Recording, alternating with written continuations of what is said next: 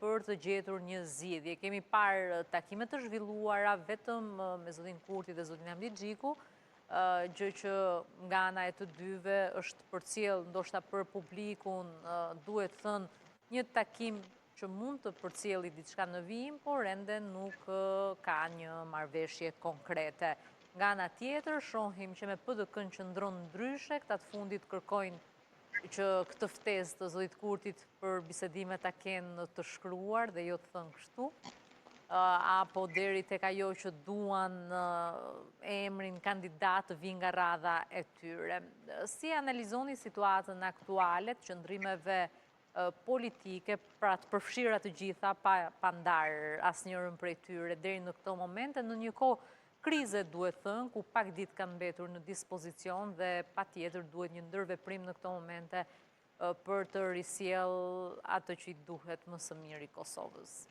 Si janë e lexoni? Shiko Skilajda, po e nis me pjesën e ftesës së PDK-s, pasi që ajo ngacmon pak më shumë se sa këto tjerat. Patjetër, dhe ne do të analizojmë këtë ngacmim për të kuptuar çfarë dëshiron PDK-ja të arrijë në këtë pikë. Shiko, PDK-ja nuk dëshiron të arrijë asgjë, por vetëm se ta tentojë në farë forme ta çesë lëvizjen vetëvendosje keq në raport me qytetarët dhe publikun. Mirë po, ftesë është e njëjtë, sikurse të vjen nga WhatsApp-i siç e deklaruan ato, sikurse të vjen një ftesë me shkrim, ti është mirë ti përgjigjesh zotit Kurti si partia më e madhe në vend, të takosh me të dhe pastaj vendimet janë tuaja, nëse ti ke interes të bashkëpunosh me zotin Kurti dhe bie dakord, në rregull, nëse jo,